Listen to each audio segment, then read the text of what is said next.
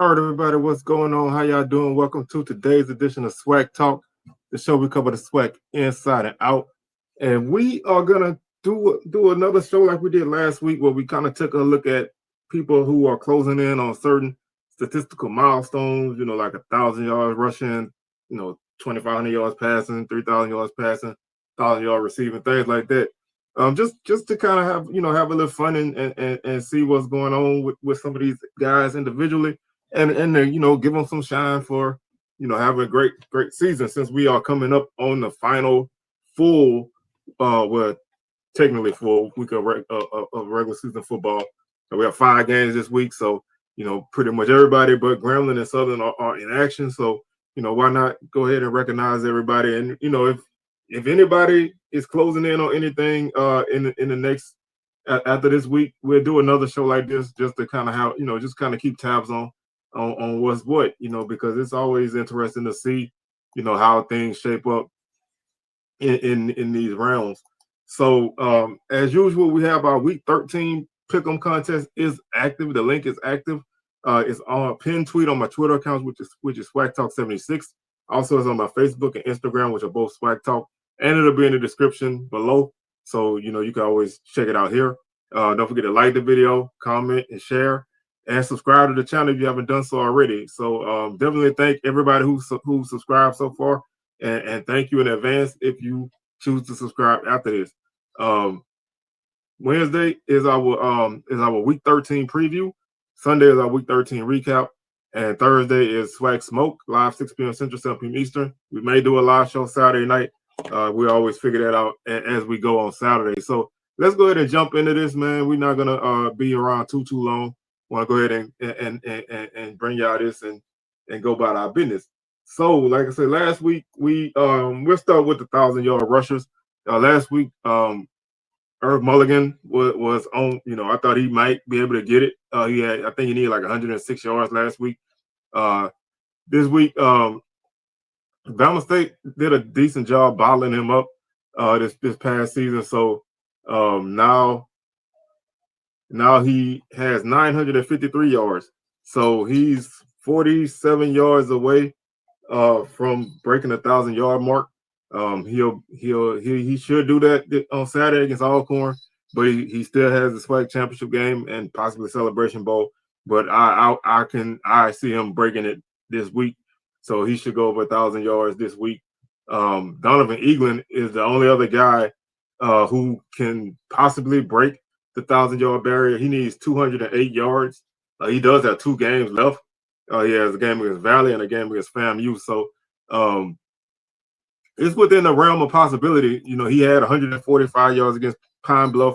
I think I had like 126 or something like that against Grambling. So he's well within reach of that mark. So we could have 2 guys go over 1,000 yards, which would definitely be a good thing. Last season we only had 1 guy go over 1,000 yards, and that was Darius Owens. He went for 1,300 yards. In 22, we had 3 backs go over 1,000 yards in 2022.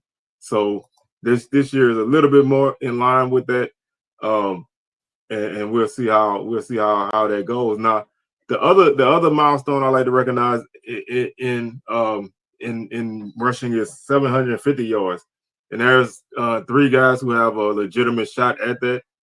Anybody else, they would need like historic games to get there. Xavier Vaughn, he's at 707 yards, so he's only 53 yards away. There's a good possibility he could get that against Jackson State. 43 yards away. There's a good chance that he could get there, but you never know. But he does have a chance. Jacorian Sewell, also from Alcorn, he needs 65 yards to get there. He has 685. So both of those guys have legitimate chances of getting there. Whether they get to 750 after Saturday, that all depends on the effort of the offense. But they do have an opportunity at that. Xavier Vaughn should win. He should finish the season as the leading guy in rushing touchdowns. He has 11 right now. So barring another 5 touchdown effort from Donovan Eaglin, or like a 5 touchdown effort from Irv Mulligan or somebody, he should win that. He should win that. So that's something definitely that he can kind of take with him. And Kobe Dillon from Southern is the last guy who I think has a legitimate chance at 750 yards. He needs 71 yards, and he has the Bayou Classic and the SWAC championship game to get to that mark. So he has a chance there. There are a few guys who can get to. We have a few guys who are already over 500 yards. We have a couple guys who have a good chance of getting to 500 yards, but 750 is the other milestone that I like to look at besides 1,000. Looking at the passers, last week I said with a huge game that Mekhi Higgins would have a chance to reach 3,000 yards, but he didn't get that big game that he needed. So 2,500 yards is the next plateau for him, and he's only 53 yards short of that. So he'll definitely get that probably in the first quarter of the game next week. The game this week against Texas Southern. Daniel Richardson also is nearing 2,500 yards. Right now he is sitting at 2,289. So he's right there on the doorstep of 2,500 yards. He needs 211 yards. He has 2 games left. So that's well with he should be able to get there this weekend. That mark is well within his average. He's averaging 228 yards a game. So he does have a good chance of getting there. So he may even surpass Mekhi Higgins and become the conference's leading passer for the season after both games have been played. So he has a good chance of moving up the ladder and winning the passing title, so to speak. Also, we have a few quarterbacks who have opportunity to get to 2,000 yards. Jacobian Morgan needs 243 yards. He has 2 games left at least to do it. So he should do it. He should get there pretty easily. And Cam Ransom, I put him here. I put him on the list because he's at 1,647 yards. So he needs 353 yards in the Florida Classic. Now, that's not an impossible number, but that I don't really think he's gonna get there. But he always it's not a number that's like so impossible that you just can't fathom it. I know their offense hasn't really generated that kind of yardage on the season. I don't even think they've thrown for 350 yards as a team. But I mean, you never know. It'd be great to see a guy put up those kind of numbers in a game like that, and cross 2,000 yards passing. I was trying to see the season high in passing yardage is 326 in the conference. Kareem Key had that. So if he was to get that 353, he would definitely break. He would have a single season mark for passing yardage. We only had 2 quarterbacks though for over 300 yards this season. So that's been a feat that hasn't been accomplished that much. And when you look back at previous years, we've had in 2023 there were 4 quarterbacks that went over 2,000 yards. Like I said, most likely we'll get 3 this season. In 22, we had 3 guys go over 2,000 yards, including one over 3,700. And in 21, we had 5 guys go over at least 2,000 yards, including 2 guys over 3,000 yards. So this season is kind of in the middle of all of that. But there's opportunities for guys to get there. Like I said, I think we'll finish with 3 guys over 2,000 yards. Because even though it would be great to see Cam Ransom throw for that kind of numbers, I don't really think he'll do that. So I don't think he's gonna make that mark. We do have one guy over 20 touchdowns through the air, and that's Daniel Richardson. So I think Jacobian Morgan and Mekhi Higgins can join him by the end of the season if Hagan's going to need 4 touchdowns in one game. It's not impossible, but I don't know. If he'll be able to do it, but he has a chance. Morgan has 17, and he has at least 2 games left, probably 3. You want to be honest, but he should get there and cross 20 touchdowns as well. Tajarian Williams has a chance to go get 10 touchdowns at least. Jaden Jones from Prairie View, he's 2 away. Kareem Key is 3 away with 2 games left. Quad Brown, he needs 4. Vaughn from Alcorn, he needs 5.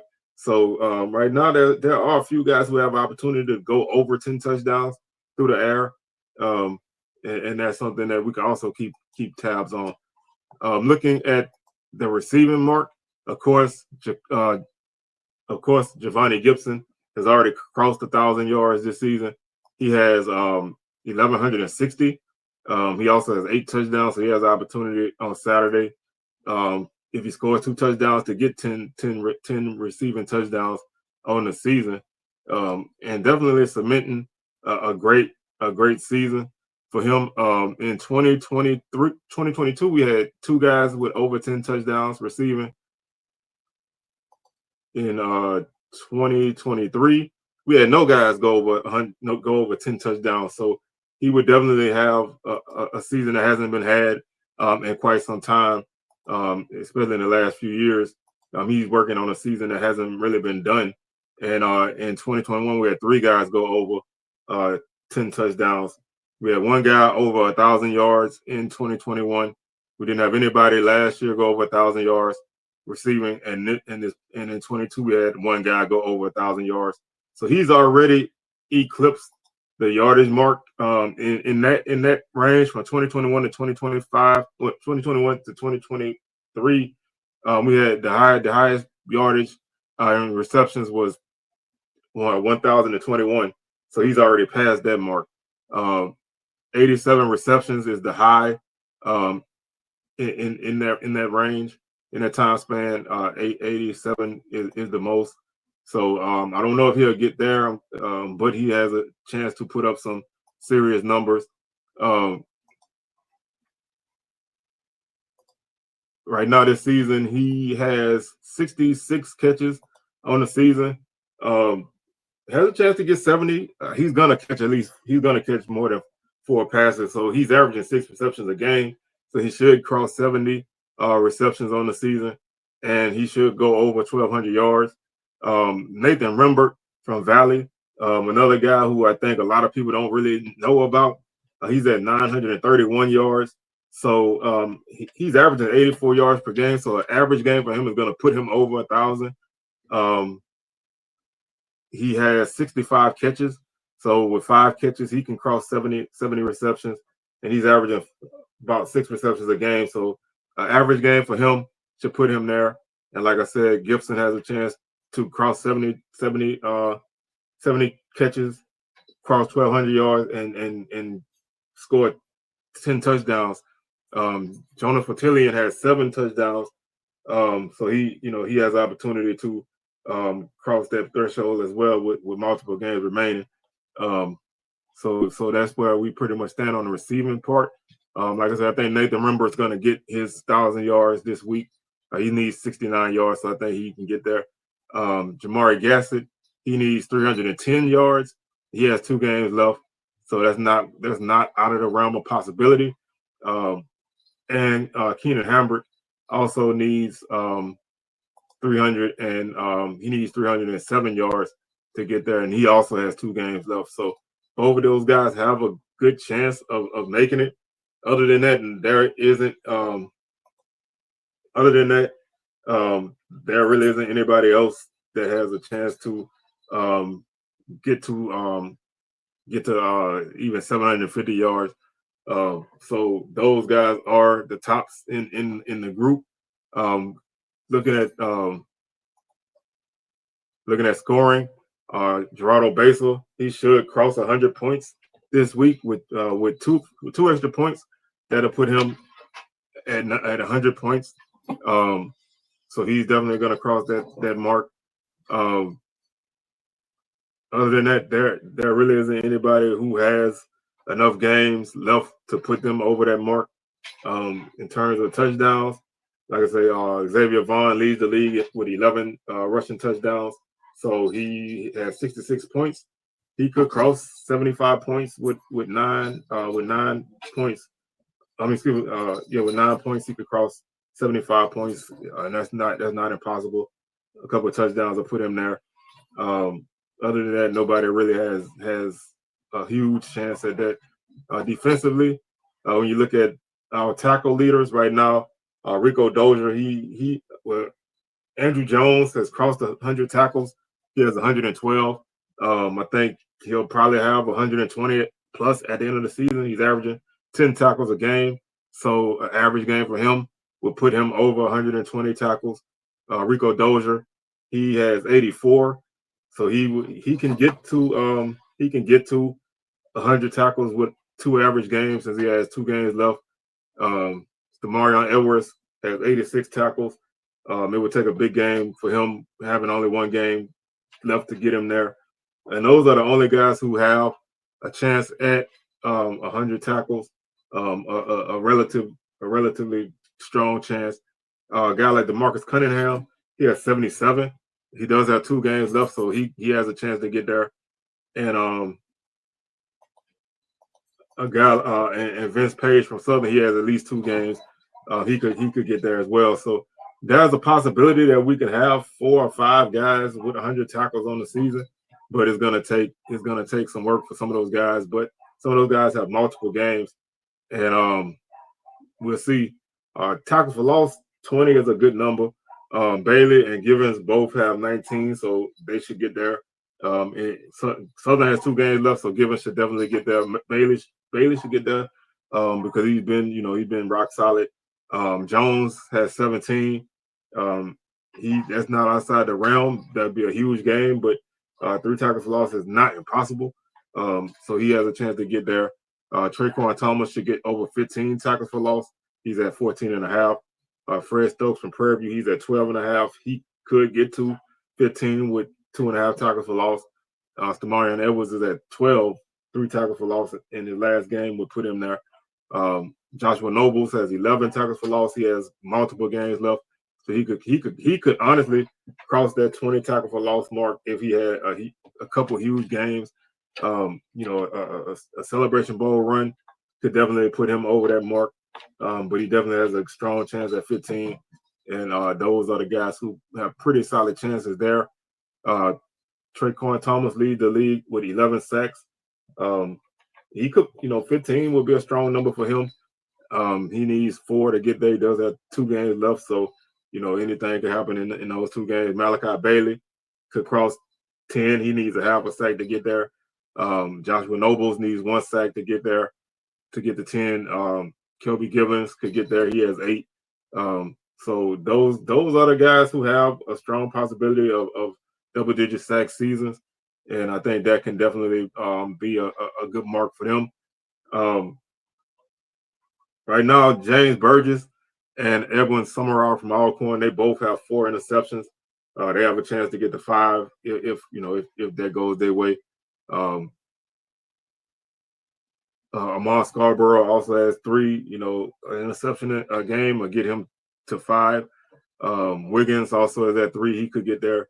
So there are a few guys who have a chance to get to 5 interceptions. Although, turnovers and stuff, that's really kind of, you can't really account for that. So, but it's fun to kind of take a look at it and see where we stand. And that's pretty much where we are. Also, Basil has a chance to make 20 field goals on the season. Garcia Rodriguez as well. They're both at 18, so they have a chance to get there. Josh Griffin is at 15. He can cross 20 field goals in the next 2 games. Brandon Gilliam is at 14. He can cross that as well in the next 2 games. And that's pretty much it as far as guys with multiple games left. Gillis is at 13. It's possible with 2 games left for him to get there. Everybody else only has 1 game left, so you don't expect them to kick 6 or 7 field goals in a game. But there are a few guys who can cross 20 field goals on the season. So there's a strong possibility that we can see some guys make some good things. Um, and I'm excited to see it. All right, everybody, that's going to do it for today's show, man. I thank y'all for tuning in. We'll be back tomorrow with our Week 13 preview. Like I said, the last full week of regular season action. Got 5 games on the schedule, so we'll definitely have a lot to talk about. Division races are already wrapped up, so don't have to worry about standings and all that good stuff. But like I said, we'll catch y'all tomorrow on our Week 13 preview. Thursday, SWAC Smoke live 6 p.m. Central, 7 p.m. Eastern. And week 13 recap on Sunday. So with that being said, man, I'm your tour guide around the SWAC signing out, and I will catch y'all on the rebound. Peace.